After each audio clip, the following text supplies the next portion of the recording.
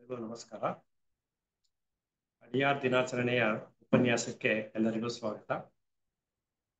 ಅಡಿಯಾರ್ ದಿನಾಚರಣೆ ಫೆಬ್ರವರಿ 17 ಈ ಸಾರಿ 15ನೇ ತಾರೀಕಿಗೆ ಶನಿವಾರ ಬಿದ್ದು ನಮ್ಮ ಉಪನ್ಯಾಸಗಳ ಕಾರ್ಯಕ್ರಮ ಇರೋದ್ರಿಂದ ಇವತ್ತಿನ ದಿನ ಅದ್ರ ಬಗ್ಗೆ ಒಂದಷ್ಟು ವಿಚಾರಗಳನ್ನ ತಿಳ್ಕೊಳ್ಳೋಣ ಅನ್ನೋ ಒಂದು ಪ್ರಯತ್ನ ಮಾಡಿದ್ದೀವಿ.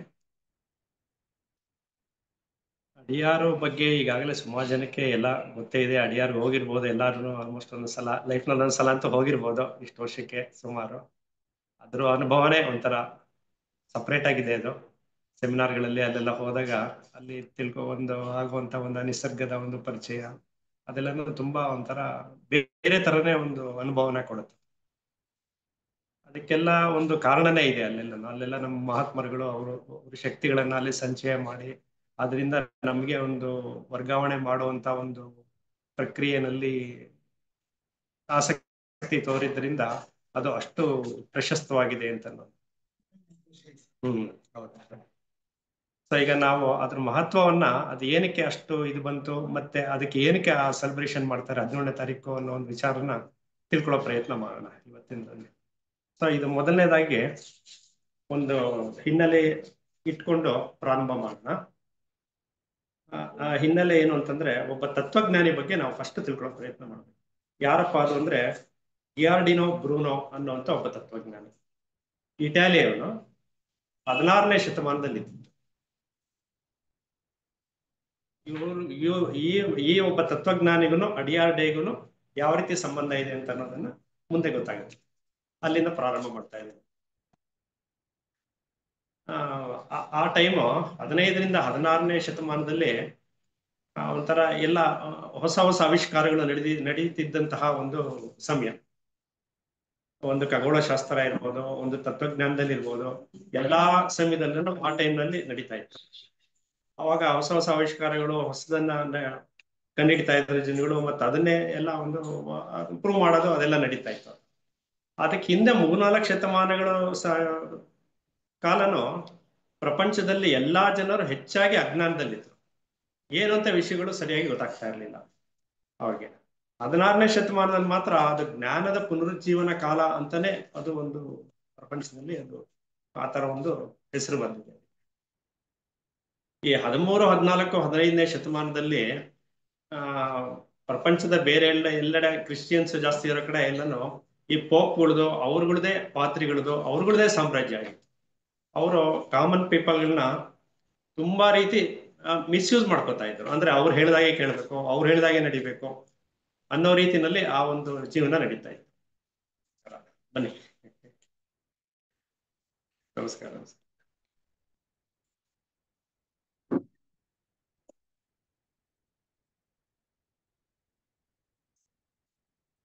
ಹುಷಾರಾದ್ರ ನಾಗರಾಜ್ ಅವರು?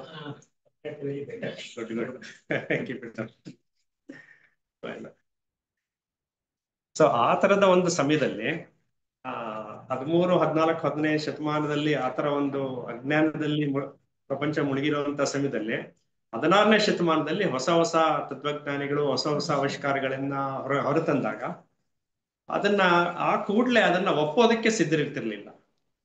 ಪಾದ್ರಿಗಳು ಮತ್ತೆ ಇವರು ಪೋಪ್ಗಳು ಯಾರಿದ್ರು ಅವರೆಲ್ಲಾನು ಅದನ್ನ ಅಷ್ಟು ಈಸಿಯಾಗಿ ಒಪ್ಪೋದಕ್ಕೆ ಸಿದ್ಧ ಇರ್ತಿರ್ಲಿಲ್ಲ ಅವರು. ಯಾಕೆಂದ್ರೆ ಅವ್ರದ್ದು ಏನೋ ಒಂದು ಸಾಮ್ರಾಜ್ಯ ಒಂದು ನಡ್ಸ್ಕೊಂಡು ಹೋಗ್ತಾ ಇದ್ರು. ಅವ್ರು ಹೇಳಿದಾಗೆ ನಡೀತಿತ್ತು, ಅವ್ರದ್ದೊಂದು ಇದು ಎಲ್ಲ ಅವ್ರದ್ದೆಲ್ಲ ಅಧಿಕಾರ ನಡೀತಾ ಇತ್ತು. ಅದಕ್ಕೋಸ್ಕರ ಅವ್ರು ಏನ್ ಹೇಳ್ತಿದ್ರು ಅದನ್ನೇ ಕೇಳ್ಬೇಕು ಅನ್ನೋ ತರ ಎಲ್ಲ ಇತ್ತು. ಈ ಬ್ರೂನೋ ಅನ್ನೋಂತ ಒಬ್ಬ ತತ್ವಜ್ಞಾನಿ 1548ನೇ ಇಸ್ವಿನಲ್ಲಿ ಜನ್ಮ ತಾಳಿತ್ತು. 15ರಿಂದ 16ನೇ ಶತಮಾನದ ಮಧ್ಯಭಾಗದಲ್ಲಿ ಜನ್ಮ ತಾಳಿತ್ತು. ಇವನಿಗೆ ಮೊದಲಿಂದಲೂ ಒಂದು ತತ್ವಜ್ಞಾನದಲ್ಲಿ ಆಸಕ್ತಿ ಬಂತು. ಇವನು ಬೇಸಿಕಲಿ ಒಬ್ಬ ಕ್ರಿಶ್ಚಿಯನ್. ಏನೋ ಈ ಚರ್ಚ್ಗಳಿಗೆ ಅಲ್ಲೆಲ್ಲ ಹೋಗಿ ಹೋಗಿ ಅಲ್ಲಿ ಏನೇನು ನಂಬಿಕೆಗಳು ಅದೆಲ್ಲ ಏನೇನ್ ಮಾಡ್ತಾರೆ ಅಂತ ಅದನ್ನೆಲ್ಲ ಅಬ್ಸರ್ವ್ ಮಾಡಿದಾಗ ಅದರಲ್ಲಿ ಹೆಚ್ಚು ಮೂಢನಂಬಿಕೆಗಳಿತ್ತು ಅಂತ ಅದನ್ನ ನೇರವಾಗಿ ಅದನ್ನ ವಿರೋಧಿಸಕ್ಕಾಗದೆ ಆದಷ್ಟು ಚರ್ಚ್ಗೆ ಹೋಗದೆ ಇರೋದು, ಆ ರೀತಿಯಲ್ಲಿ ವಿರೋಧ ಮಾಡಕ್ ಶುರು. ಬಟ್ ಅಲ್ಲಿ ಅವಾಗಿನ ಜನಗಳಲ್ಲಿ ಚರ್ಚ್ಗೆ ಹೋಗದೆ ಇರೋದೇ ಒಂದು ಮಹಾಪರಾಧ ಅನ್ನೋ ರೀತಿಯಲ್ಲಿ ಇರೋದು. ವಿರೋಧ ಬಹಿರಂಗವಾಗಿ ವ್ಯಕ್ತ ಆಯ್ತು. ಬಟ್ ಆದ್ರೆ ಇವನು ಹೊಸ ಹೊಸ ಆವಿಷ್ಕಾರಗಳನ್ನು ಮಾಡ್ತಾ ಮಾಡ್ತಾ ಮಾಡ್ತಾ ಮುಖ್ಯವಾದಂತ ಒಂದು ಚಂದ್ರ ಮತ್ತೆ ಭೂಮಿ ಅವ ಎರಡಕ್ಕೂ ಇರೋ ಸಂಬಂಧನ ಇವನು ಕಂಡಿಡಿದು ಅದನ್ನ ಅವಾಗಿನ ಕಾಲದಲ್ಲಿ ಆ ಭೂಮಿ ಸುತ್ತ ಚಂದ್ರ ಸುತ್ತ ಚಂದ್ರ ಸಾರಿ ಭೂಮಿ ಸುತ್ತ ಸೂರ್ಯ ಸುತ್ತಾನೋ ಸೂರ್ಯ ಸುತ್ತ ಭೂಮಿ ಸುತ್ತಿತಾನೋ ಅನ್ನುವಂತ ಒಂದು ನಿಖರವಾದಂತಹ ಜ್ಞಾನ ಅವತ್ತಿನ ಜನಗಳಲ್ಲಿ ಇರಲಿಲ್ಲ. ಸೊ ಸೂರ್ಯನ ಸುತ್ತ ಭೂಮಿ ಸುತ್ತತ್ತೆ ಅನ್ನೋದನ್ನ ಆ ಬ್ರೂನೋ ಅದನ್ನ ಕಂಡಿಡ್ಕೊಂಡು ಅದನ್ನ ಪ್ರತಿಪಾದಿಸೋದಕ್ಕೆ ಪ್ರಯತ್ನ ಮಾಡ್ತಾರೆ. ಅದಕ್ಕಿಂತ ಮುಂಚೆ ಒಂದಿಬ್ರು ಅದನ್ನ ಪ್ರತಿಪಾದಿಸಿದ್ರು. ಇವನು ಅದರಲ್ಲಿರುವಂತ ಸತ್ಯವನ್ನ ಕಂಡುಕೊಂಡು ಅದೇ ಸತ್ಯ ಅಂತ ಅನ್ನೋದನ್ನ ಇವನು ಹೇಳಕ್ ಶುರು ಮಾಡ್ದ. ಆದ್ರೆ ಅದು ಆ ಸತ್ಯ ಹೊಸದಾಗಿ ಬಹಿರಂಗವಾದಿದ್ದರಿಂದ ಅಲ್ಲಿರುವಂತ ಯಾರು ಪಾದ್ರಿಗಳು ಯಾರು ಒಪ್ಪೋದಕ್ಕೆ ರೆಡಿ ಇರಲಿಲ್ಲ. ಇವನ್ನ ಬಹಿಷ್ಕಾರ ಹಾಕೋದಕ್ಕೆ ಅಂದ್ರೆ ಇವನ್ ಮಾತುಗಳನ್ನ ಫಸ್ಟ್ ವಿರೋಧ ಮಾಡಕ್ ಶುರು ಮಾಡಿದ್ರು. ಇಲ್ಲ, ನಾವ್ ಹೇಳ್ದಾಗೆ ನಡಿಬೇಕು, ಅದು ಸುಳ್ಳದು, ಅದು ವಿರುದ್ಧವಾಗಿ ನೀನ್ ಹೇಳ್ಬೇಕು, ಅಂದ್ರೆ ಭೂಮಿ ಸುತ್ತ ಸೂರ್ಯ ಸುತ್ತಾನೆ ಅನ್ನೋದೇ ಸತ್ಯ ಅನ್ನೋದನ್ನ ಅವ್ರು ಹೇಳಕ್ ಶುರು ಮಾಡಿದ್ರು. ಆದ್ರೆ ಇವನ್ಗೆ ಮನ್ಸು ಒಪ್ಲಿಲ್ಲ ಅದು ಆತರ ಆಗೋದಕ್ಕೆ. ಅವಾಗ ಇವನು ಬಹಿಷ್ಕಾರ ಹಾಕೋದಕ್ಕೆ ಇವನು ವಿರೋಧ ಮಾಡಿದ್ರೆ ಅವರು ಇವನ್ನ ಬಹಿಷ್ಕಾರ ಹಾಕೋದು. ಇವನು ವಿಧಿ ಇಲ್ಲದೆ ಅಲ್ಲಿಂದ ದೇಶ ಬಿಟ್ಟು ಬೇರೆ ದೇಶಕ್ಕೆ ಹೋಗ್ಬೇಕಾಗಿ ಬಂತು. ಆ ಲೆವೆಲ್ ತನಕ ಅವ್ರಿಗೆ ವಿರೋಧ ವ್ಯಕ್ತವಾಯ್ತು ಅದಕ್ಕೆ, ಅವನ ಒಂದು ತತ್ವ ವಿಚಾರಗಳಿಗೆ. ಅವನು ಒಂದೆರಡು ದೇಶಗಳನ್ನು ಸುತ್ತದ, ಫ್ರಾನ್ಸ್ ಹೋದ, ಬೇರೆ ಇನ್ನೊಂದು ದೇಶಕ್ಕೆ ಹೋದ. ಅಲ್ಲಿ ಎಲ್ಲೋದ್ರೂ ಅವಾಗಿನ ಒಂದು ಸಮಯ ಅದೇ ತರನೇ ಇತ್ತು. ಇವ್ರ ಮಾತೆಲ್ಲ ಕೇಳೋರು, ಆದ್ರೆ ಯಾರನ್ನು ಅದನ್ನು ನಂಬ್ತಿರ್ಲಿಲ್ಲ. ಬಟ್ ಇವನ್ನ ಹೆಚ್ಚು ಕೇಳಿದಷ್ಟು ಜನಗಳು ಅದನ್ನ ವಿರೋಧ ಮಾಡಕ್ಕೆ ಶುರು ಮಾಡಿದ್ರು. ಕೊನೆಗೆ ಇವನ್ಗೆ ಅದೆಲ್ಲ ಏನು ಸಾಧ್ಯ ಆಗಿದೆ, ವಾಪಸ್ ಇವನು ಇಟಲಿಗೆ ವಾಪಸ್ ಬಂದ. ಬಟ್ ಇಟಲಿಗೆ ವಾಪಸ್ ಅವನು ಅಸಹಾಯಕನಾಗಿ ಇಟಲಿಗೆ ವಾಪಸ್ ಬರ್ಬೇಕಾಯ್ತು. ಬಟ್ ಆದ್ರೆ ಇಟಲಿಗೆ ವಾಪಸ್ ಬಂದ್ರೆ ಮತ್ತೆ ಅವನಿಗೆ ಅದೇ ಒಂದು ಸಮಸ್ಯೆಗಳನ್ನ ಅವನು ಎದುರಿಸಕ್ ಶುರು ಮಾಡ್ದ. ಅವತ್ತಿನ ದಿನ ಯಾರೂ ಒಪ್ಪೋದಕ್ಕೆ ಸಾಧ್ಯ ಇರಲಿಲ್ಲ. ಬಟ್ ಆದ್ರೆ ಇವನ್ನ ಬಹಿರಂಗವಾಗಿ ಯಾವ ರೀತಿಯಲ್ಲಿ ವಿರೋಧ ಮಾಡಿದ್ರು ಅಂದ್ರೆ ಕೊನೆಗೆ ಅವನ್ನ ಜೈಲ್ಗೆ ಹಾಕಿ ಅವನಿಗೆ ಶಿಕ್ಷೆ ಕೊಟ್ಟು 6 ರಿಂದ 8 ವರ್ಷ ಶಿಕ್ಷೆ ಅಂತ ಕೊಟ್ಟು, ಆ ಶಿಕ್ಷೆನೂ ಅವ್ರಿಗೆ ಒಂದಷ್ಟು ದಿನ ಆದ್ಮೇಲೆ ಅವನಿಗೆ ಅದರಿಂದ ಮರಣದಂಡನೆನೇ ವಿಧಿಸಬೇಕು ಅಂತ ಅಂದ್ಬಿಟ್ಟು. ಯಾಕಂದ್ರೆ ಶಿಕ್ಷೆ ಕೊಟ್ಟರು ಅವನ ವಿಚಾರಗಳನ್ನ ಅವ್ನು ಬದಿಸ್ಲಿಲ್ಲ. ವಿಚಾರಗಳಲ್ಲೂ ಅಷ್ಟೇ ಇತ್ತು, ಒಂದೇ ಒಂದು ವಿಚಾರಗಳಲ್ಲಿ ಅವನು ಸ್ಟಿಕ್ ಆನ್ ಆಗಿದ್ದ. ಬಟ್ ಅದನ್ನ ಒಪ್ಪದೇ ಇದ್ದಾಗ ಅವನಿಗೆ ಮರಣದ ಬೇರೆ ಯಾವುದೋ ದಾರಿ ಇಲ್ಲದೆ ಅವನಿಗೆ ಮರಣದಂಡನೆನೇ ಕೊಟ್ಟರು. ಅದು 1600ರ ಆಸ್ಪಾಸ್ ಅನ್ಸುತ್ತೆ. 52 ವರ್ಷ ಆಗಿತ್ತು. 52 ವರ್ಷದಲ್ಲಿ ಅವನು ತನ್ನ ಏನು ನಿಲುವಿತ್ತೋ ಅದಕ್ಕೆ ಸ್ಟಿಕ್ ಆನ್ ಆಗಿದ್ರಿಂದ ಅವನು ಮರಣದಂಡನೆಗೆ ಒಳಗಾಗಿ ಸಾವನ್ನಪ್ತಾನೆ. ಅವತ್ತಿನ ದಿನ ಫೆಬ್ರವರಿ 17ನೇ ತಾರೀಕು ಆಗಿರುತ್ತೆ. ಆ ಫೆಬ್ರವರಿ 17 ಆ ತಾರೀಕು ಆಗಿರೋದಕ್ಕೆ ಇವನು ಥಿಯಾಸಫಿ ಒಂದು ಬಗ್ಗೆ ಅದ್ರ ಬಗ್ಗೆ ಇನ್ನು ಯಾವುದೇ ಒಂದು ಎಕ್ಸ್ಪೋಜರ್ ಅವಾಗ ಇಲ್ಲದೆ ಹೋದ್ರು ಇಲ್ಲಿ ಏನೇನ್ ತತ್ವಗಳಿತ್ತ ಅದನ್ನೆಲ್ಲ ಅವನು ಒಂದು ರೀತಿಯಲ್ಲಿ ಫಾಲೋ ಮಾಡ್ತಿದ್ದ ಅಂತ ಅನ್ನೋದು ಒಂದಿತ್ತು. ಅಂದ್ರೆ ಥಿಯಾಸಫಿ ಉದಯ ಆಗೋದಕ್ಕೆ ಇವನಲ್ಲಿ ಬಂದಿದ್ದಂತ ಒಂದು ತತ್ವಗಳು ಕೂಡ ಕಾರಣವಾಗಿರಬಹುದು ಅಂತ ಅನ್ನೋದು ಒಂದಿತ್ತು. ಆದ್ರೆ ಥಿಯಾಸಫಿನವರು ಫೆಬ್ರವರಿ 17ನೇ ತಾರೀಕೆ ಅಡಿಯಾದ ದಿನ ಏನಕ್ಕೆ ಮಾಡ್ಬೇಕಾಯ್ತು, ಇವನ್ಗೂ ಬ್ರೂನೋಗೂ ಏನ್ ಸಂಬಂಧ ಅನ್ನೋದಕ್ಕೆ ಇನ್ನೊಂದು ಕಾರಣ ಅಲ್ಲಿ ನಮ್ಗೆ ಕಂಡು ಬರುತ್ತೆ. ಮುಂದೆ ಥಿಯಾಸಫಿ ಪ್ರಾರಂಭ ಆಗಿ ಅಧ್ಯಕ್ಷರು ಚುನಾಯಿತರಾಗಿ ಮುಂದೆ ಅದು ಬೆಳಕಿಗೆ ಬರ್ತಾ ಬರ್ತಾ ಬರ್ತಾ ಅನಿ ಬೆಸೆಂಟ್ ಅದರಲ್ಲಿ ಮುಖ್ಯ ಪಾತ್ರವನ್ನು ವಹಿಸ್ತಾರೆ ಆ ಬೆಳವಣಿಗೆನಲ್ಲಿ. ಆಮೇಲೆ ಅನಿ ಬೆಸೆಂಟ್ ಜೊತೆ ಲೆಡ್ಬೀಟರ್ ಅವರು ಜೊತೆಲಿ ಇರ್ತಾರೆ. ಲೆಡ್ಬೀಟರ್ ಅವ್ರ ಬಗ್ಗೆನೂ ಒಂದಷ್ಟು ವಿಚಾರಗಳು ತಿಳ್ಕೊಳ್ಳೋಣ ಇನ್ನು ಸಮಯ ಕಲಿತಾ. ಲೆಡ್ಬೀಟರ್ ಅವರಿಗೆ ಸ್ವಲ್ಪ ಅತೀಂದ್ರಿಯ ಶಕ್ತಿಗಳು ಮತ್ತೆ ಹಿಂದಿನ ಜನ್ಮಗಳ ಬಗ್ಗೆ ಹೆಚ್ಚು ಜ್ಞಾನ ಇರುತ್ತೆ. ಅದಕ್ಕೆ ಅವರು ಅನಿ ಬೆಸೆಂಟ್ ಅವರಿಂದ ಹಿಂದಿನ ಜನ್ಮದ ಬಗ್ಗೆ ಅವರು ವಿಚಾರ ಮಾಡಿ ಅವರ ಒಂದು ಶಕ್ತಿಯಿಂದ ಚೆಕ್ ಮಾಡಿ ನೋಡಿದಾಗ ಯಾರು ಇಲ್ಲಿ ಬ್ರೂನೋ ಇದನ್ನ ಇಟಾಲಿನಲ್ಲಿ ಬ್ರೂನೋ ಮರಣ ಹೊಂದಿದ್ದ ಅವನು ಅನಿ ಬೆಸೆಂಟ್ ಅವರ ಹಿಂದಿನ ಜನ್ಮದ ಒಂದು ಆತ್ಮನೇ ಅಂತ ಅಲ್ಲಿ ಗುರುತಿರ್ತಾರೆ. ಅದಕ್ಕೋಸ್ಕರ ಮತ್ತೆ ಅವನಲ್ಲೂ ತತ್ವಜ್ಞಾನದಲ್ಲೇ ಇಂಟ್ರೆಸ್ಟ್ ಇತ್ತು. ಅನಿ ಬೆಸೆಂಟ್ ಅವ್ರದ್ದು ಅದೇ ತರನೇ ಬೆಳವಣಿಗೆನೇ ಆಗಿತ್ತು ಬಿಗಿನಿಂಗ್. ಅವರನ್ನು ಚರ್ಚ್ಗಳಿಗೆ ಅನಿ ಬೆಸೆಂಟ್ ಅವರು ಚರ್ಚ್ಗಳು ಹೋಗ್ತಾ ಇದ್ರು. ಅಲ್ಲಿ ಅವ್ರು ಒಂದಷ್ಟು ಪಾದ್ರಿಗಳು ಏನ್ ಮಾಡ್ತಿದ್ರು ಅದನ್ನೆಲ್ಲ ಅಬ್ಸರ್ವ್ ಮಾಡ್ತಾ ಇದ್ರು. ಆ ವಿಚಾರಗಳನ್ನ ಅವ್ರಿಗೂ ಸರಿ ಬರ್ತಿರ್ಲಿಲ್ಲ, ಅದ್ರಲ್ಲಿ ಹೆಚ್ಚು ಮೂಢನಂಬಿಕೆಗಳು ಹೇಗಿದೆ ಅಂತ ಅಂದ್ಬಿಟ್ಟು ಅದನ್ನ ವಿರೋಧ ಮಾಡ್ತಾ ಇದ್ರು. ಅದೇ ರೀತಿಯ ಒಂದು ಜೀವನ ಶೈಲಿನ ಬ್ರೂನೋನು ಅಳವಡಿಸ್ಕೊಂಡಿದ್ದ. ಚಿಕ್ಕ ವಯಸ್ಸಿನಲ್ಲಿ ಯಾವ ರೀತಿ ಬೆಳವಣಿಗೆ ಆಯ್ತೋ ಬ್ರೂನೋದಲ್ಲಿ ಯಾವ ತರ ಬೆಳವಣಿಗೆ ಆಗಿತ್ತೋ ಇದು ಅದೇ ತರ ಇತ್ತು. ಅವರಿಬ್ಬರಲ್ಲಿ ಇದೊಂದು ಸಾಮ್ಯತೆಯನ್ನ ಸಾಮಾನ್ಯವಾಗಿ ಗುರುತಿಸಿದ್ರು.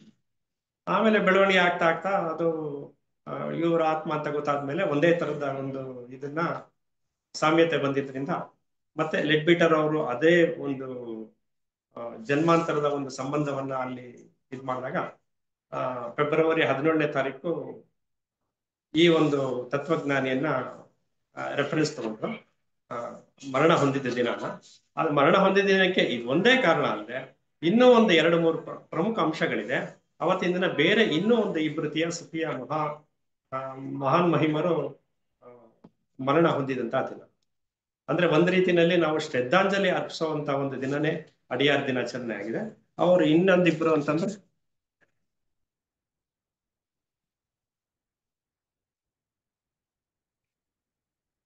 ನೋಡಿ, ಫೆಬ್ರವರಿ 17 ಆ, ಆಲ್ಕಾಟ್ ಅವರು, ಆಲ್ಕಾಟ್ ಅವರು ಸ್ಥೂಲ ದೇಹವನ್ನು ತ್ಯಾಗ ಮಾಡಿದ ದಿನ. ಸೇಮ್ 17ನೇ ತಾರೀಕು 1907ನೇ ಇಸ್ವಿ, 17ನೇ ಫೆಬ್ರವರಿ ಆಲ್ಕಾಟ್ ಅವರು ದೇಹ ತ್ಯಾಗವನ್ನು ಮಾಡಿದ್ರು. ಆ, ಆಮೇಲೆ ಲೆಡ್ ಬೀಟರ್ ಅವರು, ಯಾರು ಅನಿಬೆಸೆಂಟ್ ಜೊತೆ ಅವರೆಲ್ಲ ಇದ್ರೋ, ಅಧ್ಯಕ್ಷರ ಜೊತೆ ಅವರು ತಮ್ಮ ಒಂದು ಸಾಧನೆಗಳನ್ನ ಮಾಡ್ತಿದ್ರು, ಅವರ ಜನ್ಮದಿನ 17/2 ಆಗಿತ್ತು. ಜನ್ಮದಿನನು 17/2 ಆಗಿತ್ತು. ಆಮೇಲೆ ಮುಂದಕ್ಕೆ ಬರ್ತಾ ಬರ್ತಾ 1986ನೇ ಇಸ್ವಿನಲ್ಲಿ JK ಅವರು ಪ್ರಾಣವನ್ನು ತ್ಯಾಗ ಮಾಡಿದ್ದೀನನು 17ನೇ ಫೆಬ್ರವರಿನೇ ಆಗಿತ್ತು. ಸೊ ಈ 4 ಸಂದರ್ಭಗಳು ಹೇಗೆ ಅಂತ ಗೊತ್ತಿಲ್ಲ, 17ನೇ ತಾರೀಕೆ ಕೂಡ ಬಂದಿದ್ರಿಂದ ಅವತ್ತಿನ ದಿನನೇ ಒಂದು ಅಡಿಯಾರ್ನ ಅಂದ್ರೆ ಥಿಯಾಸಫಿಯಲ್ಲಿ ಇರುವಂತ ಮಹಾತ್ಮರುಗಳು ಈ ತರ ಒಂದು ಸೇವೆಯನ್ನು ಸಲ್ಲಿಸಿದ್ರಿಂದ ಎಲ್ಲರಲ್ಲೂ ಅಡಿಯಾರಲ್ಲಿ ಆದಂತ ಅವರಲ್ಲಿ ಕೊಡುಗೆ ಸಾಕಷ್ಟು ಇರೋದ್ರಿಂದ ಅವತ್ತಿನ ದಿನ ಅಡಿಯಾರ್ ದಿನ ಅಂತ ಅನ್ನೋದನ್ನ ಆಚರಿಸ್ಬೇಕು ಅಂತ ಅನ್ನೋದು ಒಂದು ಮುಖ್ಯವಾಗಿ ಆ, ನಿರ್ಧಾರ ಮಾಡಿ, ಇದನ್ನ ಅನಿಬೆಸೆಂಟ್ ಅವರೇ ನಿರ್ಧಾರ ಮಾಡಿ ಆಮೇಲಿಂದ ಮುಂದಕ್ಕೆ ಇದು ಅಡಿಯಾರ್ ಡೇ ಅಂತ ಅಂದ್ಬಿಟ್ಟು ಈ ದಿನ ಆಚರಣೆ ಮಾಡೋದಕ್ಕೆ ಪ್ರಾರಂಭ ಮಾಡಿ. ಸೊ ಇವತ್ತಿನ ದಿನ ನಾವು ಇನ್ನು ಇದಕ್ಕೆ ಸಂಬಂಧಪಟ್ಟಂತಹ ಈ ಮಹಾನ್ ಭಾವರ ಒಂದಷ್ಟು ಜೀವನ ಚರಿತ್ರೆನ, ಒಂದಷ್ಟು ವಿಚಾರಗಳನ್ನ ತಿಳ್ಕೊಳ್ಳೋ ಪ್ರಯತ್ನ ಮಾಡೋಣ.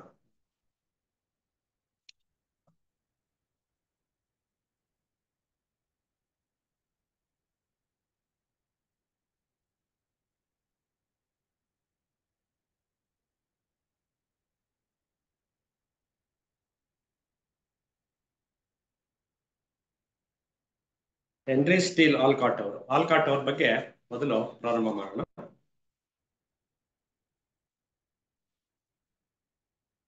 ಆಲ್ಕಾಟ್ ಅವರು ಅಮೆರಿಕದ ನ್ಯೂ ಜೆರ್ಸಿಯಲ್ಲಿ 1832 ಆಗಸ್ಟ್ 2ರಂದು ಹುಟ್ಟಿದರು. ಇವರು ಜನ್ಮ ತಾಳಿದ್ದು 1832ನೇ ಇಸ್ವಿ. ಯವನಾವಸ್ಥೆಯಲ್ಲಿ ಉನ್ನತ ಶಿಕ್ಷಣ ಪಡೆದು ಗ್ರೀಸ್ ಮತ್ತು ಅಮೆರಿಕದಲ್ಲಿ ವ್ಯವಸಾಯ ಕ್ಷೇತ್ರಗಳಲ್ಲಿ ಉನ್ನತ ಪದವಿಯಲ್ಲಿದ್ದು ಕೆಲಸ ಮಾಡಿದವರು. ಪರಿಶೋಧನಾ ಸಂಸ್ಥೆಯಲ್ಲಿ ವ್ಯವಸಾಯದ ಉನ್ನತಿಗಾಗಿ ಕೆಲಸ ಮಾಡಿದವರು. ಇವರ ಸಂಶೋಧನೆಗಳು, ವೈಜ್ಞಾನಿಕ ಲೇಖನಗಳು ಅನೇಕ ಪತ್ರಿಕೆಗಳಲ್ಲಿ ಪ್ರಕಟವಾದವು. ಇವರ ವರದಿಗಳನ್ನು ಕಂಡು ಅಮೆರಿಕದ ಸರ್ಕಾರ ಇವರಿಗೆ ಅತ್ಯುನ್ನತ ಪದವಿಯನ್ನು ನೀಡಿ ಗೌರವಿಸಿತು. ಇವರ ಅಮೂಲ್ಯವಾದ ಪುಸ್ತಕಗಳು, ಲೇಖನಗಳು ವ್ಯವಸಾಯ ಕ್ಷೇತ್ರದಲ್ಲಿ ಕ್ರಾಂತಿಯಷ್ಟೇ ಉಂಟು ಮಾಡಿದವು. ಅಂದ್ರೆ ಇವರು ಇನ್ನೂ ಥಿಯಾಸಫಿ ಪ್ರಾರಂಭ ಮಾಡದೆ ಎಂಟ್ರಾಗೋದಕ್ಕಿಂತ ಮುಂಚೆನೆ ಇವರು ವ್ಯವಸಾಯ ಕ್ಷೇತ್ರದಲ್ಲಿ ಒಂದಷ್ಟು ಸಾಧನೆಗಳನ್ನ ಮಾಡಿದ್ರು ಅಂತ. ನಂತರ ಅವರು ತಮ್ಮ ಜೀವನದ ದಿಶೆಯನ್ನು ಬದಲಾಯಿಸಿಕೊಂಡು 1962ರಿಂದ 65ರವರೆಗೆ ಸೇನಾಪಡೆಯಲ್ಲಿ ಸೇರಿ ಕೆಲಸ ಮಾಡಿದರು. ಮಿಲಿಟರಿ ಸಿಸ್ಟಮ್ಗೆ ಅಲ್ಲಿ ಕೆಲಸ ಮಾಡೋದಕ್ಕೆ ಹೋದ್ರು. ಯುದ್ಧ ಇಲಾಖೆಯಲ್ಲಿ ವಿಶೇಷ ಕಮಿಷನರ್ ಆಗಿ ಮತ್ತು ತನಿಖೆ ನಡೆಸುವ ನೌಕಾಧಿಕಾರಿಯಾಗಿ ನೇಮಿಸಲ್ಪಟ್ಟರು. ಇವರ ಮಾರ್ಗ ಬದಲಾಯಿತು. 1888ರಲ್ಲಿ ನಂತರ ಮುಂದೆ ಇದಾಗಿ ವಕೀಲ ವೃತ್ತಿಯಲ್ಲಿ ತೊಡಗಿದರು. ತೆರಿಗೆ, ವಿಮಾ, ರೆವಿನ್ಯೂ ಕ್ಷೇತ್ರದಲ್ಲಿ ವಕೀಲರಾಗಿ ಸೇವೆ ಸಲ್ಲಿಸಿದರು. ಇಟಾಲಿಯ ಅಂತಾರಾಷ್ಟ್ರೀಯ ಸಂಸ್ಥೆಗಳಲ್ಲಿ ಸೇವೆ ಸಲ್ಲಿಸಿದರು. ಆಗಿನ ಅಮೆರಿಕದ ಅಧ್ಯಕ್ಷರಾದ ಜಾನ್ಸನ್ ಅವರು ಇವರನ್ನು ಇಲಾಖೆಯ ಸಹಾಯಕ ಕಾರ್ಯದರ್ಶಿಯಾಗಿ ನೇಮಿಸಿದರು. ಅಂದ್ರೆ ಸರ್ಕಾರದ ಅತ್ಯುನ್ನತ ಹುದ್ದೆಗಳಲ್ಲಿ ಕೂಡ ಇವರು ಕೆಲಸ ಆಗಿದ್ದರು. ಇದ್ರ ಜೊತೆಗೆ ಆಲ್ಕಾಟ್ ಅವರಿಗೆ 19ನೇ ವರ್ಷದಿಂದಲೇ ಸೂಕ್ಷ್ಮ ಲೋಕಗಳು, ಅಲ್ಲಿನ ವಾಸಿಗಳ ಸಂದೇಶ ತರುವ ವಿದ್ಯೆಯಲ್ಲಿ ಆಸಕ್ತಿಗೊಂಡಿದ್ದರು. ಅಕಲ್ಟಿಸಮ್ ಅಂತ ಅನ್ನೋದು ಆ ವಿದ್ಯೆಯಲ್ಲಿ ಇವರು ತುಂಬಾ ಆಸಕ್ತಿ ತೋರಿಸ್ತಾ ಇದ್ರು. ಎಡ್ಡಿ ಫಾರಂ ಮೂಲಕ, ಅದ್ಭುತ ಘಟನೆಗಳ ಮೂಲಕ ಸಂದೇಶ ಕಳುಹಿಸುವ ವಿವರಣೆಯನ್ನು ಗ್ರಾಫಿಕ್ ಎಂಬ ಪತ್ರಿಕೆಗಳ ಮೂಲಕ ಕಳುಹಿಸಲು ಸಿದ್ಧತೆ ಮಾಡಿದರು. ನಂತರ ಪ್ರಥಮ ಬಾರಿಗೆ ಆಲ್ಕಾಟ್ ರವರು ಬ್ಲಾವಟ್ಸ್ಕಿಯನ್ನು ಸಂಧಿಸಿದರು. ಯಾವುದೋ ಒಂದು ಸಮಯದಲ್ಲಿ ಬ್ಲಾವಟ್ಸ್ಕಿ ಅವರ ಪರಿಚಯ ಇವರಿಗೆ ಆಯ್ತು. ಅಂದ್ರೆ ಇವರು ಥಿಯಾಸಫಿಗೆ ಎಂಟರ್ ಆಗೋದಕ್ಕೆ ಯಾವುದೋ ಒಂದು ಸಂದರ್ಭ ಸೃಷ್ಟಿ ಆಯ್ತು ಅಂತಂದ್ರೆ ಬ್ಲಾವಟ್ಸ್ಕಿ ಅವ್ರನ್ನ ಸಂಧಿಸಿದಾಗ ಅಲ್ಲಿಂದ ಮುಂದಕ್ಕೆ ಒಂದು ಸಂದರ್ಭ ಸಿಗುತ್ತೆ ಅವರಿಗೆ. ಬ್ಲಾವಟ್ಸ್ಕಿ ಅವರು ಸಹ ಇಂತಹ ಅತೀಂದ್ರಿಯ ವಿಜ್ಞಾನಿಗಳ ಬಗ್ಗೆ ಆಸಕ್ತಿ ತಳೆದಿದ್ದರು. ಇವರು ಸಹ ಅನೇಕ ಪವಾಡಗಳನ್ನು ಮಾಡಿ ತೋರಿಸಿದ್ದರು.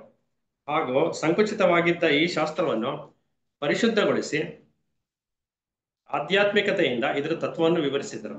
ಅದನ್ನ ಅವರಲ್ಲಿ ಯಾವ ವಿದ್ಯೆ ಇತ್ತೋ ಅದನ್ನ ಇನ್ನೂ ಒಂದು ಸ್ವಲ್ಪ ಪರಿಶುದ್ಧಗೊಳಿಸಬೇಕು ಅನ್ನೋ ಒಂದು ರೀತಿಯಲ್ಲಿ ಈ ಒಂದು ಹೊಸ ಒಂದು ಸೊಸೈಟಿಯ ಒಂದು ಇದಕ್ಕೆ ಅವರು ಪಾದಾರ್ಪಣೆ ಮಾಡೋದಕ್ಕೆ ಕಾರಣ ಆಯಿತು. ಇವರಿಬ್ಬರೂ ಕೂಡಿ 1875ರ ನವೆಂಬರ್ 17ರಂದು ನ್ಯೂಯಾರ್ಕ್ನಲ್ಲಿ ಥಿಯೋಸಫಿಕಲ್ ಸೊಸೈಟಿಯನ್ನು ಸ್ಥಾಪಿಸಿದರು. 1875ನೇ ಇಸ್ವಿನಲ್ಲಿ ಇವರು ಮೊದಲನೇ ಸಲ ಅಲ್ಲಿ ಸ್ಟಾರ್ಟ್ ಮಾಡಿದ್ರು ನ್ಯೂಯಾರ್ಕ್ನಲ್ಲಿ. ಮೊಟ್ಟ ಮೊದಲಿಗೆ ಆಲ್ಕಾಟರು ಅಮೆರಿಕಾದಲ್ಲಿ ಸಾರ್ವಜನಿಕವಾಗಿ ಶವದಹನ ಸಂಸ್ಕಾರವನ್ನು ಏರ್ಪಡಿಸಿದರು. ಅಂದ್ರೆ ಇವರು ಹೊಸ ಹೊಸ ಪ್ರಯೋಗಗಳನ್ನ ಮಾಡ್ತಾ ಇದ್ರು. ಅದರಲ್ಲಿ ಇದು ಒಂದು ಪ್ರಯೋಗವಾಗಿ ಅವರು ಪ್ರಾರಂಭ ಮಾಡಿದ್ರು.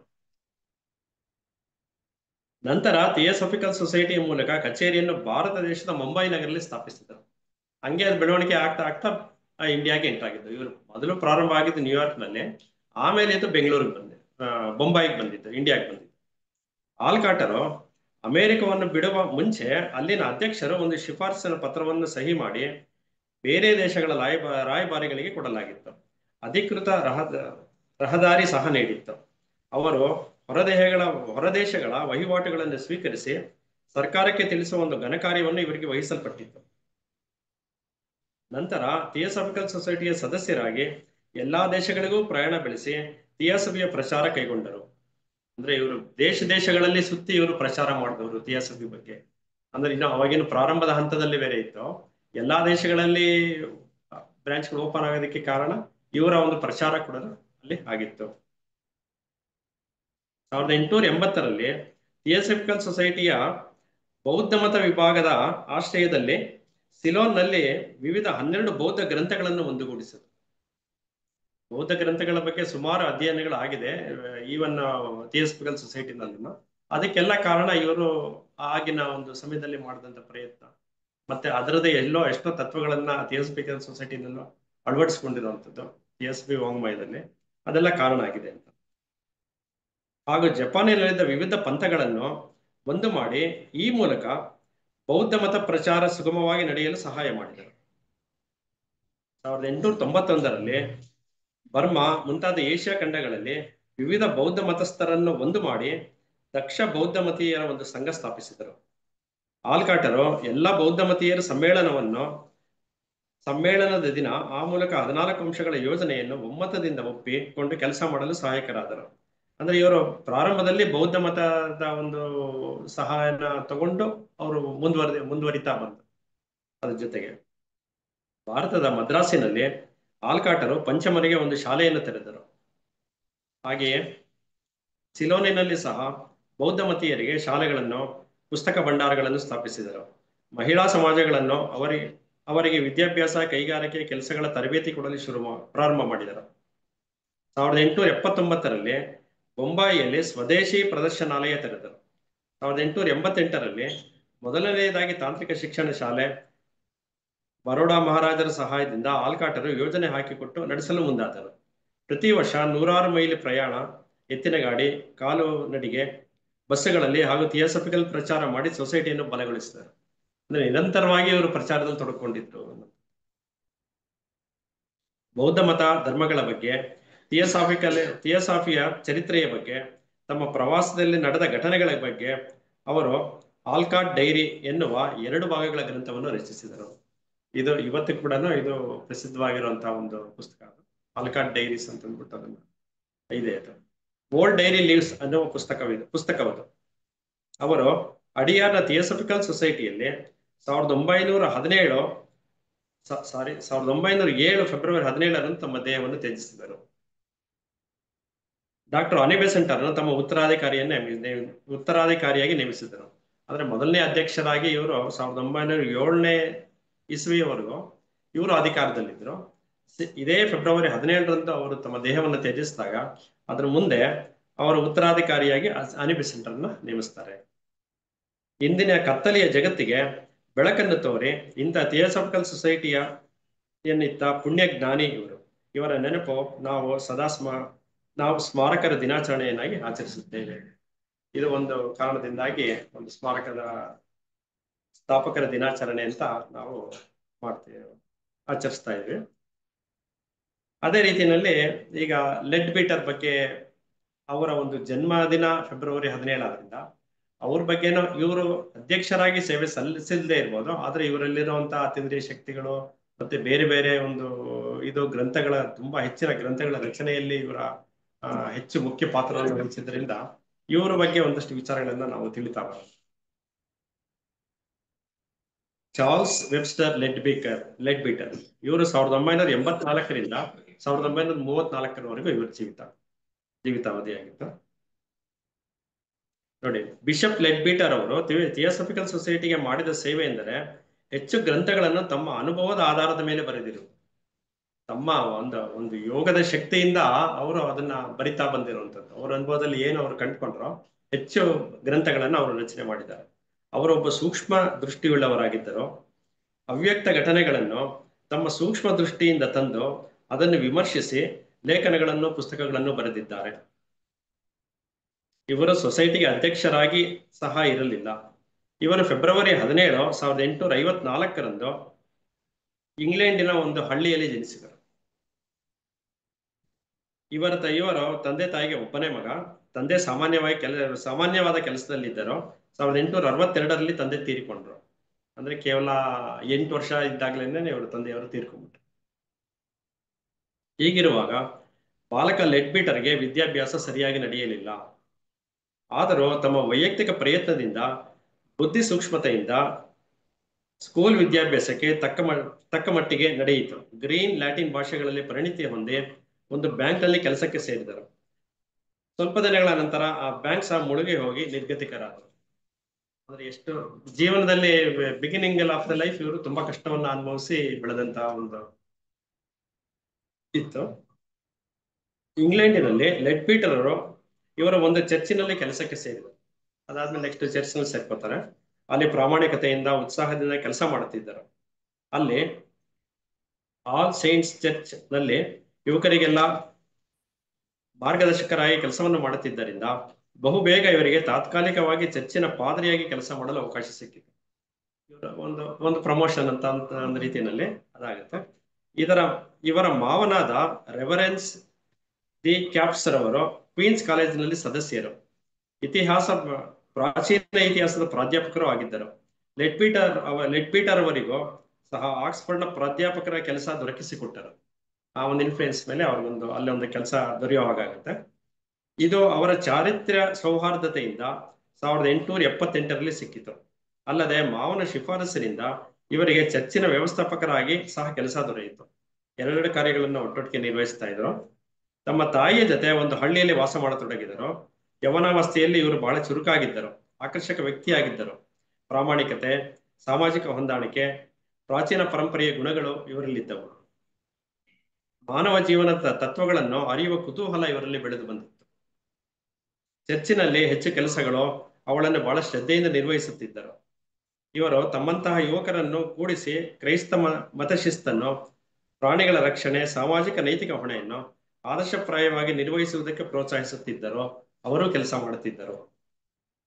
ಸೊ ಈ ತರ ಒಂದು ಜೀವನ ನಡೀತಿದ್ದಾಗ ಅವರ ಥಿಯಾಸಫಿ ಪ್ರವೇಶ ಹೇಗಾಗುತ್ತೆ ಅಂತ ಅನ್ನೋದನ್ನು ನೋಡೋಣ.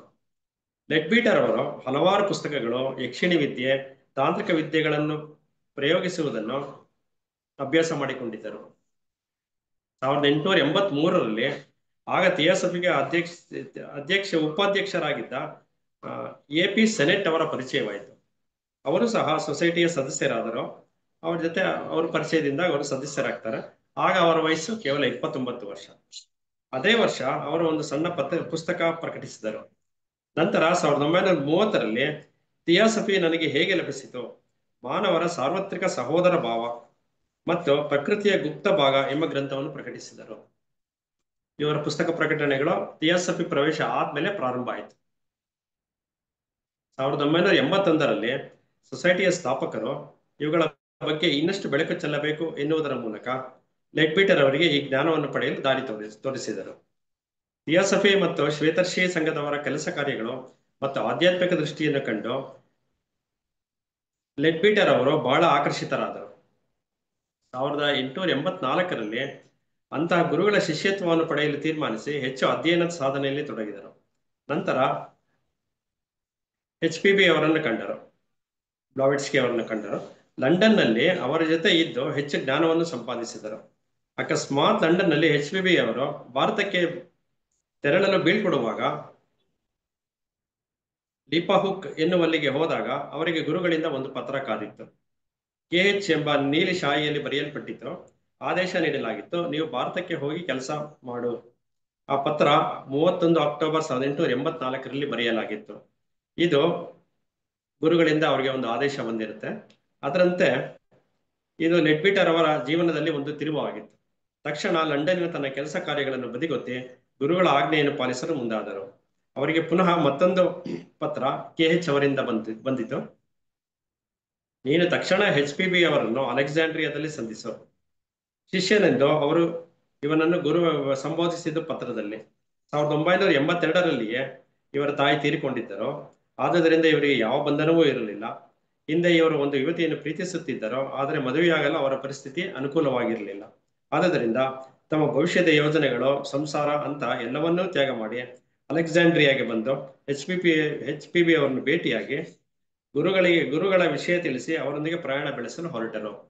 ಅಂದ್ರೆ ಅವರಿಗೆ ಯಾವುದು ಪರ್ಸನಲ್ ಆಗಿ ಯಾವುದೇ ಸಮಸ್ಯೆಗಳನ್ನ ಇಟ್ಕೊಳ್ದೆ ನಿರಾತಂಕವಾಗಿ ಅವರು ಥಿಯಾಸಫಿನಲ್ಲಿ ಕೆಲಸ ಮಾಡೋದಕ್ಕೆ ಅನುಕೂಲ ಆಯಿತು.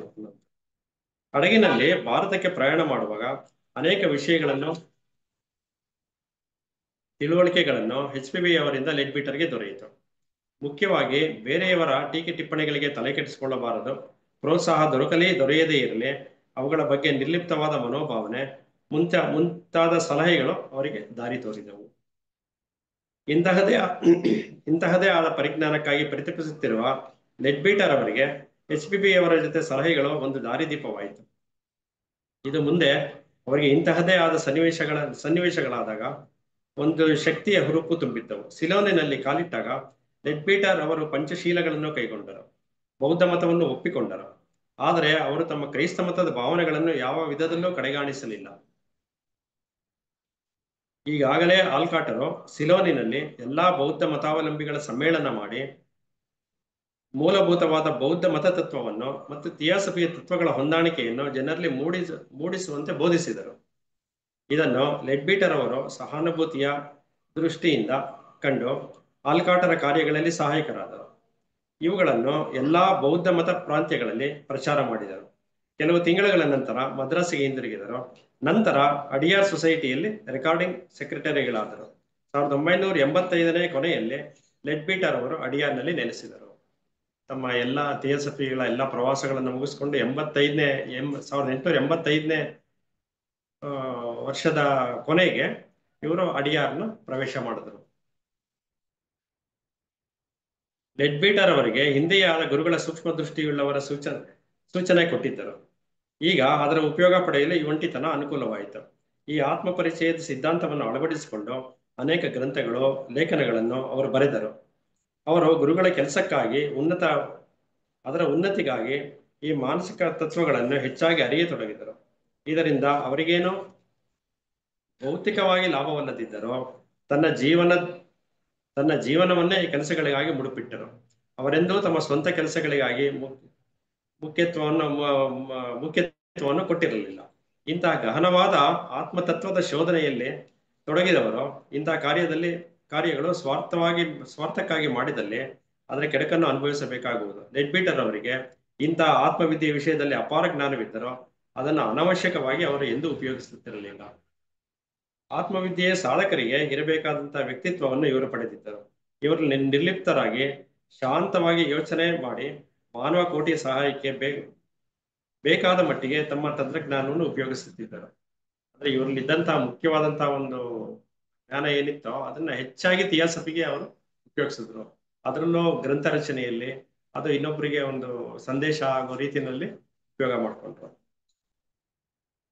ಲೆಡ್ಬಿಟರ್ ಅವರು ಮಾನವನ 7 ತತ್ವಗಳು, ಮಾನವ ಎಲ್ಲಿಂದ ಹೇಗೆ ಎನ್ನುವ ಗ್ರಂಥಗಳು, ಮಾನವನ ಆಂತರಿಕ ಚಲನವಲನಗಳು, ಇವುಗಳ ಕ್ರಿಯೆಗಳು, ಪರಿಣಾಮಗಳ ಬಗ್ಗೆ ಅತ್ಯಂತ ಸೂಕ್ಷ್ಮ ವಿಮರ್ಶೆಗಳು ಒಳಗೊಂಡಂತೆ ಪುಸ್ತಕಗಳನ್ನು ಪ್ರಕಟಿಸಿರುವುದು.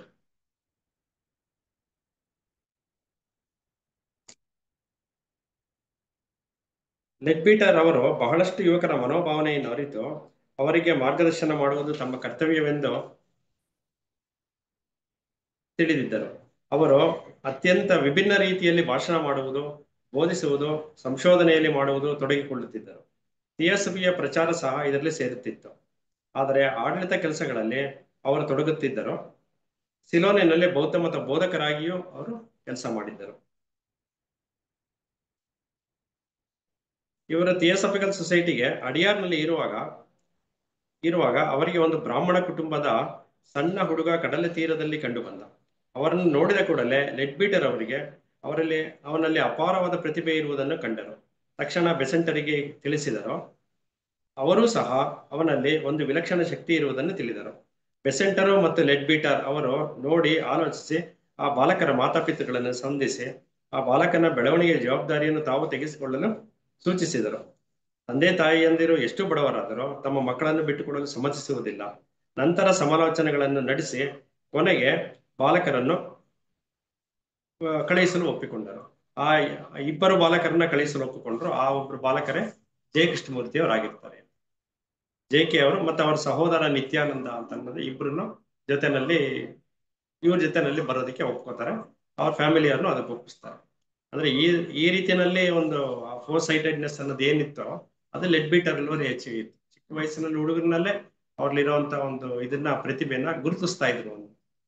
ಇದೇ ಆಧಾರದ ಮೇಲೆ ಅನಿಬೆಸೆಂಟ್ ಅವರ ಹಿಂದಿನ ಜನ್ಮದ ಒಂದು ವಿಚಾರನ ಅವ್ರು ಅದನ್ನ ಗುರುತಿಸಿ ಅದನ್ನ ಹೇಳಿದ್ರು. ಇದರ ಮೂಲಕ ಪ್ರಪಂಚಕ್ಕೆ ಒಬ್ಬ ಆಧ್ಯಾತ್ಮಿಕ ಸತ್ಯವನ್ನು ಬೆಳಕಿಗೆ ತರಲು ಸಾಕಷ್ಟು ಅವ್ಯಕ್ತ ಶಕ್ತಿಗಳು ನಿರತವಾಗಿವೆ ಎಂದು ತಿಳಿದು ಲೆಡ್ಬೀಟರ್ಗೆ ಅವರನ್ನು ಮುಂದಕ್ಕೆ ತರಲು ನಿಯಮಿಸಿದರು. ಲೆಡ್ಬೀಟರ್ ಅವರು ಮಕ್ಕಳನ್ನು ತಮ್ಮ ಬಳಿ ಇಟ್ಟುಕೊಂಡು ಆ ಸ್ಥಾನಕ್ಕೆ ತಕ್ಕಂತೆ ಶಿಕ್ಷಣ ನೀಡುತ್ತಿದ್ದರು. ದಿನ ಕಳೆಯುತ್ತಾ ಅವರಿಗೆ ಬಾಲಕನ ಪ್ರತಿಭೆ ಬೆಳಕಿಗೆ ಬರಲಾರಂಭಿಸಿತು. ಇಂತಹ ಒಂದು ಮಹತ್ತರವಾದ ಮಹಾಪುರುಷನನ್ನು ಅವರಲ್ಲಿ ಅಡಗಿದ ಪ್ರತಿಭೆಯನ್ನು ಹೊರತರುವ ಕಾರ್ಯವನ್ನು ಲೆಡ್ಬೀಟರ್ ಅವರು ಸಾಧಿಸಿದರು. 1930ರಲ್ಲಿ ಪುನಃ ಅಡಿಯಾರಿಗೆ ಆಗಮಿಸಿದರು. 1933ರಲ್ಲಿ ಬೆಸೆಂಟರು ಕಾಲವಾದರು. ಅಡಿಯಾರ್ನಲ್ಲಿ 1934ರಲ್ಲಿ ಲೆಡ್ಬೀಟರ್ ಅವರು ಸಿಡ್ನಿಗೆ ಪ್ರಯಾಣ ಬೆಳೆಸಿದರು. ದಾರಿಯಲ್ಲಿ ಅವರಿಗೆ ಬಹಳ ಕಾಯಿಲೆ ಬಿದ್ದರು. ಪರ್ತ್ ಎನ್ನುವ ಜಾಗದಲ್ಲಿ ಅವರು ಮರಣವನ್ನಪ್ಪಿದರು. ಅಂದು ಮಾರ್ಚ್ 1, 1934 ಅವರಿಗೆ 80 ವರ್ಷಗಳಾಗಿತ್ತು. ಅಷ್ಟರಲ್ಲಿ ಅವರು ಸುಮಾರು ಅವರ ಒಂದು ಬರವಣಿಗೆಗಳನ್ನ ಅವರು ಯೋಗ ದೃಷ್ಟಿಯಿಂದ ಎಲ್ಲಿ ಸಾಧ್ಯವಾಗುತ್ತೋ ಅದನ್ನೆಲ್ಲವನ್ನು ಅವರು ಮಾಡಿದ್ರು. ಅವರೊಬ್ಬರ ಪುಸ್ತಕಗಳು ಒಂದಷ್ಟು ಪಟ್ಟಿ ನೋಡೋಣ. Beginning of the first root race ಅಂತ ಅನ್ನೋದು, ಚಕ್ರಾಸ್ ಅಂತ ಬರೆದಿದ್ದಾರೆ. ಆಮೇಲೆ how theosophy came to me ಅನ್ನುವಂಥದ್ದು, ಅವ್ರಿಗೆ ಹೆಂಗೆ ಥಿಯಾಸಫಿ ಅನ್ನೋದು ಒಲ್ದು ಬಂತು ಅಂತ ಅನ್ನೋದು ಅದ್ರ ಬಗ್ಗೆನೇ ಒಂದು ಪುಸ್ತಕಗಳನ್ನ ಬರೆದಿದ್ದಾರೆ.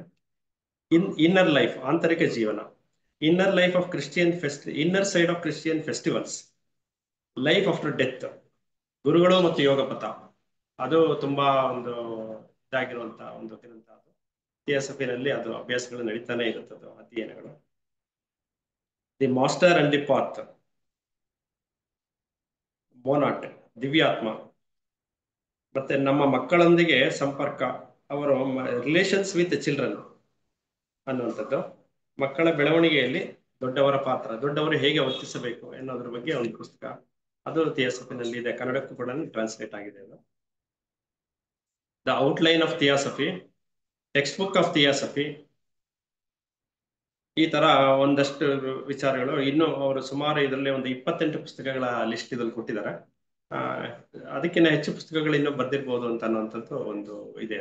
ಇಲ್ಲಿ ಲಿಸ್ಟ್ ಇಲ್ಲ, ಅದು ಅದರಲ್ಲಿ ಮೇನ್ ಬುಕ್ಗಳ ಲಿಸ್ಟ್ ಮಾತ್ರ ನಾವು ನೋಡೋದು.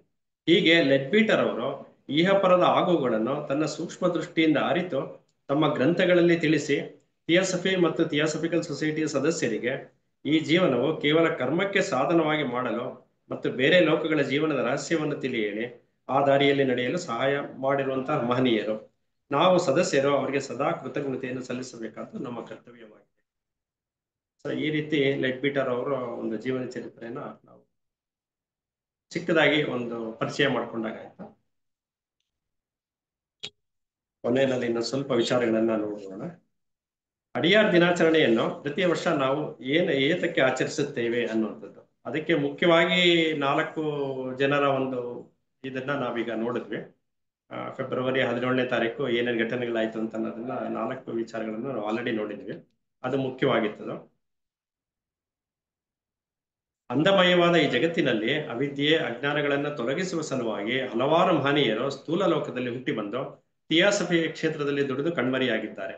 ಅಂತಹ ಮಹಾನುಭಾವರಿಗೆ ನಮ್ಮ ಶ್ರದ್ಧಾಂಜಲಿಯನ್ನು ಅರ್ಪಿಸುವುದಕ್ಕೆ ಅಡಿಯಾರ್ ದಿನಾಚರಣೆಯನ್ನು ಫೆಬ್ರವರಿ 17ರಂದು ಆಚರಿಸುತ್ತಿದ್ದೇವೆ. ಅದು ಮುಖ್ಯವಾದಂತಹ ಒಂದು ಉದ್ದೇಶ ಆಗಿರುತ್ತೆ.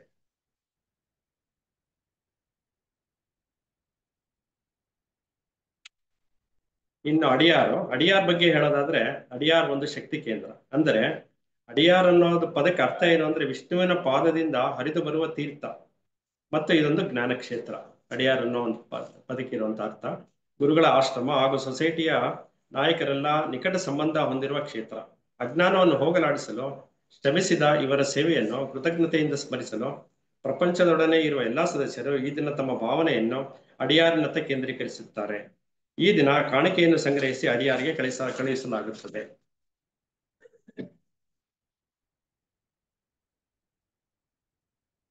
ಅಡಿಯಾರ್ಗೆ ಏನಕ್ಕಾಗಿ ಹೋಗಬೇಕು ಅನ್ನುವಂಥದ್ದು. ಮೇಡಮ್ ಬ್ಲಾವೆಟ್ಸ್ಕಿ ಅವರು ಸಹ ಹಲವು ಶಕ್ತಿ ಕೇಂದ್ರವನ್ನು ಪಡೆದುಕೊಂಡು ಅಡಿಯಾರ್ಗೆ ಶಕ್ತಿಯನ್ನು ಸಲ್ಲಿಸುತ್ತಿದ್ದಾರೆ. ಹಲವು ಶಕ್ತಿ ಕೇಂದ್ರಗಳಿಂದ ಶಕ್ತಿಯನ್ನು ಪಡೆದುಕೊಂಡು ಅಡಿಯಾರ್ಗೆ ಶಕ್ತಿಯನ್ನು ಸ್ಫುರಿಸುತ್ತಿದ್ದಾರೆ. ಹೀಗಾಗಿ ನಾವು ಸಹ ಅಲ್ಲಿಗೆ ಹೋಗಿ ಅಲ್ಲಿ ಶಕ್ತಿಯನ್ನು ಪಡೆದುಕೊಂಡು ಆ ಶಕ್ತಿಯನ್ನು ನಮ್ಮ ಲಾಡ್ಜ್ಗಳಲ್ಲಿ ಬೆಳಗಿಸಬೇಕು. ನಾವು ಅಲ್ಲಿ ಹೋದಷ್ಟು ನಮ್ಮಲ್ಲಿರುವಂತಹ ಒಂದು ಎನರ್ಜೈಸ್ ಆಗುವಂಥದ್ದು ಅಂತದ್ದು. ಅಂದ್ರೆ ಅಲ್ಲಿ ಒಂದು ಆ ವಾತಾವರಣ ಏನಿದೆಯೋ ಅದು ನಮ್ಮಲ್ಲಿ ಆ ತರ ಒಂದು ಶಕ್ತಿಯನ್ನ ಕೊಡುತ್ತೆ ಅನ್ನೋದು. ಪ್ರತಿಯೊಂದು ಲಾಡ್ಜ್ಗಳು ಆ ರೀತಿಯ ಶಕ್ತಿ ಕೇಂದ್ರಗಳಾಗಬೇಕು ಅನ್ನುವಂಥದ್ದು ಉದ್ದೇಶ ಆಗಿರುತ್ತೆ ಅಂತ. ಲಾಡ್ಜ್ಗೆ ಬರುವ ಸದಸ್ಯರೆಲ್ಲರೂ ಧೈರ್ಯ ಆತ್ಮವಿಶ್ವಾಸ ಜೀವನವನ್ನು ಧೈರ್ಯವಾಗಿ ಎದುರಿಸುವಂತಾಗಬೇಕು. ಆ ಶಕ್ತಿಯನ್ನು ಉಪಯೋಗಿಸಿಕೊಂಡು ಪ್ರತಿಯೊಬ್ಬರಲ್ಲೂ ಜೀವನವನ್ನು ಎದುರಿಸುವ ಸಾಮರ್ಥ್ಯ ಬರಬೇಕು ಎಂಬ ನಿಸ್ವಾರ್ಥ ಭಾವನೆಯಿಂದ ಈಗಲೂ ಕೆಲವು ಮಹಾತ್ಮರು ಶಕ್ತಿ ಚೈತನ್ಯ ಬರುವ ಹಾಗೆ ಮ್ಯಾಗ್ನೆಟೈಸ್ ಮಾಡಿದ್ದಾರೆ ಎನ್ನುವಂಥದ್ದು. ಕೆಲವು ಮಹಾತ್ಮರು ಪ್ರಪಂಚದ ಒಳಿತಿಗಾಗಿ ಮತ್ತು ಥಿಯೋಸಫಿಕಲ್ ಸೊಸೈಟಿಗಾಗಿ ಅರ್ಪಣೆ ಮಾಡಿಕೊಂಡು ಕೆಲಸ ಮಾಡಿದ ಕಾರಣಕ್ಕಾಗಿ ಅಡಿಯಾರ್ ದಿನಾಚರಣೆಯನ್ನು ಆಚರಿಸುತ್ತಿದ್ದಾರೆ.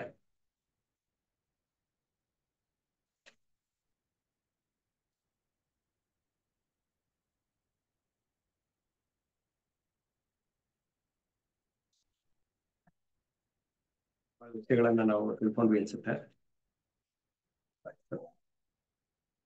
ಸ್ಥಾಪಕರ ಅಧ್ಯಕ್ಷರಾಗಿದ್ದ ಕರ್ನಾಲ್ ಆಲ್ಕಾಟ್ ಅವರು ತಮ್ಮ ಉಪನ್ಯಾಸ ಪ್ರವಾಸಗಳಲ್ಲಿ ಥಿಯೋಸಫಿಕಲ್ ಸೊಸೈಟಿಗಾಗಿ ಶಾಶ್ವತವಾದ ನೆಲೆಯನ್ನು ಹುಡುಕುತ್ತಿದ್ದರು.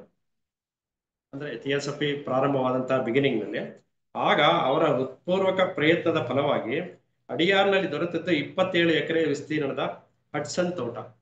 ಅಂದ್ರೆ ಇವಾಗಿರುವಂತಹ ಒಂದು ಅಡಿಯಾರ್ ಪ್ರದೇಶದಲ್ಲಿ ಇರುವಂತಹ ಒಂದು ದೊಡ್ಡ ಪ್ರದೇಶ ಏನಿದೆಯೋ ಥಿಯೋಸಫಿಕಲ್ ಸೊಸೈಟಿಗೆ ಸೇರಿದ್ದು, ಪ್ರಾರಂಭದಲ್ಲಿ ಕೇವಲ 27 ಎಕರೆ ಒಂದು ಜಾಗ ಮಾತ್ರ ಅಲ್ಲಿ ಸಿಕ್ಕಿತ್ತು. ಆ ನಂತರದಲ್ಲಿ ಅನಿಬೆಸೆಂಟ್ ಅವರು ಅದನ್ನು ವಿಸ್ತರಿಸಿದ್ರು. 227 ಎಕರೆಗೆ ಅದು ವಿಸ್ತಾರ ಆಯಿತು. ಇವರು ಪ್ರಾರಂಭ ಆಗಿದ್ದು ಬರೀ 26 ಎಕರೆನಲ್ಲಿ ಒಂದು ಹಟ್ಸನ್ ತೋಟ ಅನ್ನೋದೊಂದಿತ್ತು. ಅಲ್ಲಿ ಅವರು ಅಡಿಯಾರ್ನಲ್ಲಿ ಅದನ್ನ ಪರ್ಚೇಸ್ ಮಾಡಿ ಅಲ್ಲಿ ಸೊಸೈಟಿಯ ಒಂದು ಚಟುವಟಿಕೆಗಳನ್ನ ಪ್ರಾರಂಭ ಮಾಡಿದ್ರು. ಅದು 1882 ನವೆಂಬರ್ 19ರಂದು ಗೃಹ ಪ್ರವೇಶ ಮಾಡಿದರು. ನಂತರ 1885ರಲ್ಲಿ ಮನೆಯನ್ನು ವಿಸ್ತರಿಸಿ ದೊಡ್ಡ ಹಜಾರವನ್ನು ನಿರ್ಮಿಸಿದರು. ಅದೇ ಆಲ್ಕಾಟರ ನಂತರ 3ನೇ ಅಂತಾರಾಷ್ಟ್ರೀಯ ಅಧ್ಯಕ್ಷರಾಗಿದ್ದ ಅನಿಬೆಸೆಂಟರು ಈ ಕ್ಷೇತ್ರವನ್ನು ಸರ್ವತೋಮುಖವಾಗಿ ವಿಸ್ತರಿಸಿ 27 ಎಕರೆ ಇದ್ದ ಜಾಗವನ್ನು 236 ಎಕರೆ ಜಮೀನನ್ನು ವಿಸ್ತರಿಸಿದರು. ಅಡಿಯಾರ್ಗಳ ಪ್ರಮುಖ ಆಕರ್ಷಣೆ ಎಂದರೆ ಅಲ್ಲಿ ದೊಡ್ಡ ಆಲದ ಮರ. ಅಲ್ಲಿ ಹೋಗಿ ನೋಡಿದವರಿಗೆ ಅದರ ಒಂದು ಚೆಲುವು ಗೊತ್ತಾಗತ್ತೆ. ಬಿಗ್ ಬ್ಯಾನಿಯನ್ ಟ್ರೀ ಅಂತಾನೆ ಒಂದು ದೊಡ್ಡ ಏರಿಯಾ ಇದೆ. ಅಲ್ಲಿ ಸುಮಾರು 1 ಎಕರೆ ಅಷ್ಟು ಜಾಗ ಇರ್ಬೋದು ಅಂತ ಅನ್ಸುತ್ತದ. ಅಲ್ಲಿ ಸುಮಾರು 2 ಎಕರೆಯಷ್ಟು ವಿಸ್ತೀರ್ಣ ಇದೆ. ಅಲ್ಲಿ ಬ್ಲಾವಟ್ಸ್ಕಿ ಬಂಗಲೆ, ಲೆಡ್ಬೀಟರ್ ಚೇಂಬರ್ಸ್, ಅಡಿಯಾರ್ ಲೈಬ್ರರಿ, ಆಲ್ಕಾಟ್ ಸ್ಮಾರಕ ಹಾಗೂ ಏಳ್ಮಿಕ ಧಾರ್ಮಿಕ ಆಲಯಗಳು, ವಿವಿಧ ಧರ್ಮದವರಿಗೆ ಸಂಬಂಧಪಟ್ಟಂತಹ ಎಲ್ಲ ದೇವಸ್ಥಾನಗಳನ್ನು ಅಲ್ಲಿ ಕಟ್ಟಿದ್ದಾರೆ. ಹಾಗೂ ಬೆಸೆಂಟ್ ಉದ್ಯಾನವನ, ದಾಮೋದರ್ ತೋಟ, ವಸಂತ ಪ್ರೆಸ್, ಇಷ್ಟು ಅಡಿಯಾರ್ನ ಒಂದು ವಿಶೇಷತೆಯಾಗಿ ನಾವು ವಿಚಾರಗಳನ್ನ ತಿಳ್ಕೊಬಹುದು ಅಂತ ಅನ್ಸುತ್ತೆ. ಇಷ್ಟು ಮಾತಾಡಿ ಎಲ್ಲ ವಿಚಾರವನ್ನ ತಿಳಿಸೋದಕ್ಕೆ ಅವಕಾಶ ಕೊಟ್ಟಂತ ಇನ್ನೆಲ್ಲ ಪದಾಧಿಕಾರಿಗಳಿಗೂ ನಮಸ್ಕಾರ ಮಾಡಿ ನನ್ನ ಒಂದು ಮಾತನ್ನ ಮುಗಿಸ್ತೀನಿ. ಎಲ್ಲರಿಗೂ ನಮಸ್ಕಾರ.